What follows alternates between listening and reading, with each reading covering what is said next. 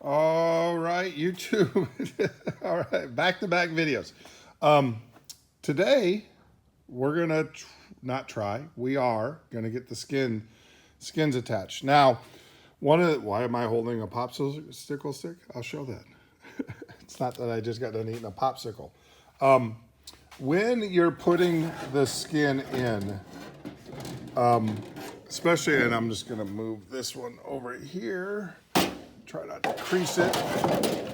When you're putting the skin in, as you can see, this is kind of tight. This side over here is not tight at all, but this is kind of tight. What I found works is get the skin started at one of the positions, and then you can wedge this popsicle stick and kind of use the popsicle stick to wedge or to help to pull the skin away, and that way you can set it. As you can see, as the popsicle stick goes down, it's pulling the skin away, and this will keep you from scratching up your skins and stuff. You know, you tear up the stick. And if you want to get fancy smancy, you can even taper this off, but this works perfectly well. So that's what we're gonna do today. Still gotta pull out the rivets. I'm gonna go ahead and get these riveted now. This is the spar to the ribs. So we'll go ahead and get that riveted and locked in place, and then we will proceed to start riveting up the skins. All right, YouTube, so there you go. Skin number one is in. That was uneventful. I mean, nothing major there, just standard bucking. The question is, now we have these edges over here. I did not rivet this guy in yet because I'm still figuring out what I want to do. So these actually have to be riveted in here and here. So I've got to figure out what I'm gonna do. I might use my alligator because that will get in there and get it. I might just buck it. Probably just end up bucking it, but I don't know yet. And we'll cross that bridge when I get there, right? But they need to be riveted. So, but I got this one done. I'm gonna take a quick break, and then I'll come back and maybe lay this thing on the table or something and figure out how I am going, or what tool. I know how I'm gonna do it. I just don't know what tool I'm going to use at my disposal. I'll probably, like I said, I'll probably just use the alligator. They seem to work really, really, really well. All right, YouTube. Oh, goodness gracious. Let me tell you, I got a bench full of tools. That usually means something happened. Two things. Be mindful of the tab here. I gotta buck that rivet down a little bit more. I can already tell you, I haven't checked my rivets yet. Be mindful that this tab here needs to be on this side of the spar. I accidentally had it on the other side, hence the oops rivets. I had to take them out and put oops rivets in and everything, move that tab. So be mindful of that. I got it right on that side. I don't know what happened, I don't know. So that is that. So I'm getting this finished riveting it up. Oops rivet, basically, for those that don't know, is a rivet that has the same head as a 4-dash, but has a tail of, or a 3-dash head, but has a 4 tail. So you have to drill it out, make the hole a little bit bigger, and then do that. So that's the oops rivet. The other thing is, Vans has you put this bracket on. Remember, this bracket has you put this bracket on and then attach. The problem is you've got to put some 470s in here. And with the 470s, you can't get it in this bracket on. You can't get a tool in there. Yeah, well, let me show you. See if I can show you. So some 470 rivets, right? And like I said, with this bracket, you can't, it's hard to get that bucked or anything. So I took the bracket off. It was easier to pull the bracket off and do it. Now, the other thing is, it's also hard depending on your set and stuff and your to get the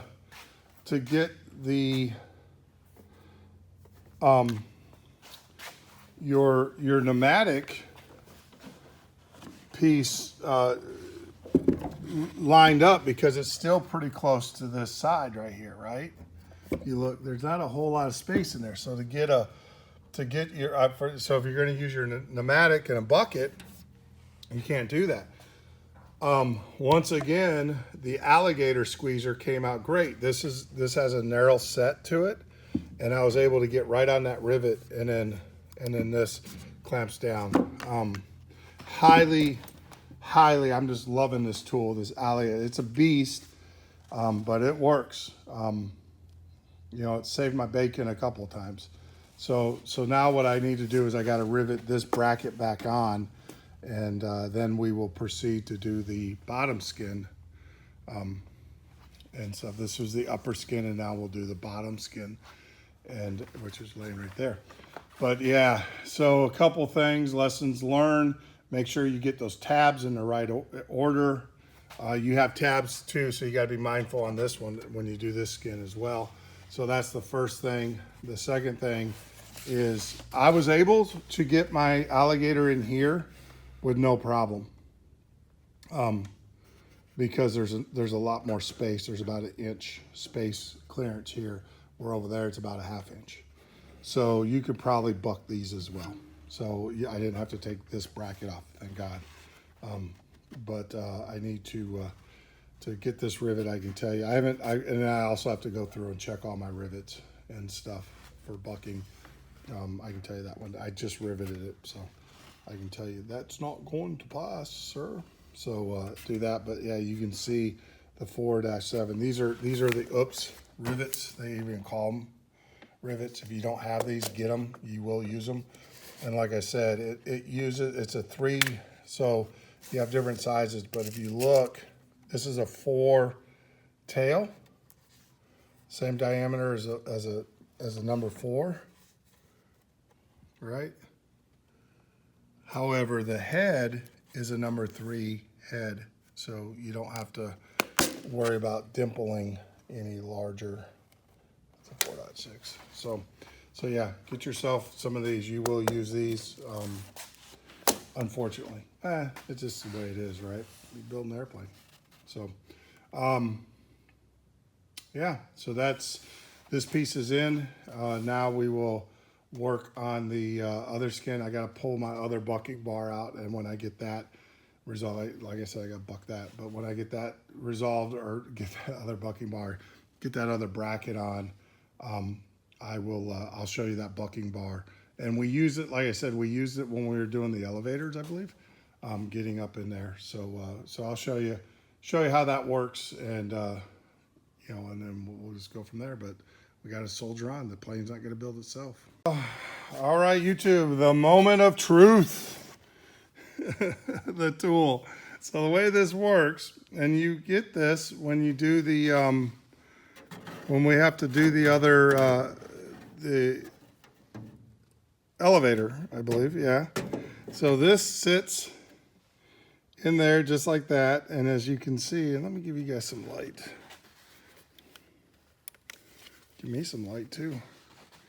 And there you go, and that's how that goes in there. And this is your rivet. Now you should have this. It's a tool that you have to have. It is angled. So this, when we're doing the elevator, or when we're doing the horizontal stabilizer, I believe, can't remember which one. It actually had a slight bend, and that's why that has a bend in it. I'm gonna try it with the flat surface first to kind of see how we do. And yeah, that's it. And the idea is to hold this here. Now, you could probably get your hand. Yeah, I mean, you can get your hand in there too. I don't know if my hand would fit, but yeah, you could probably get a bucking bar in there as well. But yeah, I'll try it both ways, see how it goes, and then you know, I'll report back to you guys. So here we go, bottom skin, gonna buck it on. There you go, one elevator, or aileron. Why don't elevator? I gotta go back and retake that class. Aileron. So I got the trailing edge in there, the wedge for the edge. I don't have it pro sealed in yet, and I still have to put the rivets down this run. I got these all in, and man, it will, I don't know if you can see the hand, but it tears it up. I ended up just using the bucking bar. It was easier. This thing, yeah, yep. So, and then these here, I'm gonna do an audible. I'm gonna put Cherry Maxes in these corners. It's hard to get those that bucking bar up inside there and everything without doing some kind of damage. So I'm gonna do Cherry Maxes there, and then that way I don't have to worry about it. So yeah, not done, but it is assembled and everything. Like I said, I just got a pro seal. I'll probably come in here, make up a quick batch, get those pro sealed as I'm waiting on the other skins for the other aileron to come in. So yeah, so she is together. I still have to put in there some bushings and things like that that need to go in here, push rods and stuff. So I'll get those done. If you go back here, yeah, don't wear an Apple Watch. If you're doing this, you will tear it up. So yeah, so there's some A&M bolts and then some push rod actuators and stuff that need to go in there, and I'll pull those out and get those in. But for the most part, she is together. Like I said, I'm not going to Cherry Max these until I get this done and everything pro sealed in. Who knows, I might just do it today. I've got enough pro seal from the fuel tanks and everything, and I've got the tips. So I don't know. I haven't made that decision yet. When I do the pro seal, I'll lay it down flat, put some weight on it. That's what I'm gonna go get, some lead bags, some lead shot, put a 2x4 across it. This is kind of how they want you to lay it and everything. So I'll get that done and get it wrapped up. All right, YouTube, there you go. One aileron done.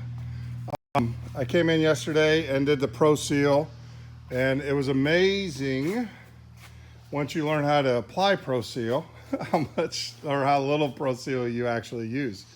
It was utterly amazing. Can't wait till the fuel tanks get here so I can apply what I learned from there. So we got this on here, but I will tell you 5 grams of pro seal to do this whole thing. You can do probably 10. I don't have a roller yet. I'm gonna get a roller, a pro seal roller, and I don't want to actually do 5 grams, but 10. 5 is a little tight. I had to kind of pull some a little bit, but yeah, 5 grams easily. But 10, I would probably recommend 10 if you're going to be putting it on using the popsicle stick method. So got that done. Got the holes riveted today.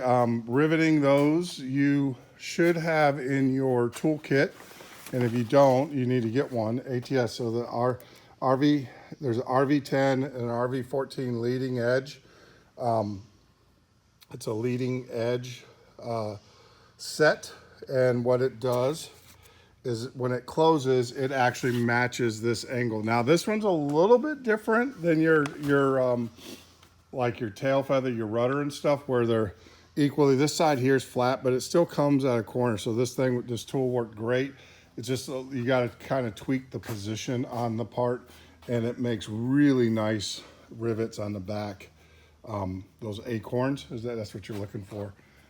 It just does a super job. You should have it. You're going to need it for your rudder as well. So there you go. Everything is done. Well, let's talk about this. I have to order. I have some Cherry Maxes, some four dashes, which are a little bit too big. I need to get some 3-dash Cherry Maxes. I'm not going to try to buck these. That just to me, been doing this long enough to know that's not going to end up well for anybody. So I'm going to have to order some Cherry Maxes, some 3-dash Cherry Maxes. other than that, you know, everything went really well, really smooth. Yeah, I mean, she's done. I'm going to put her on the rack, and then we're going to start on the flaps. As you guys know, I got the fuel tank coming, and I need to skin to start on the other one. So I'll just go ahead and proceed on and clean up my bench, and then we'll start working on the flaps.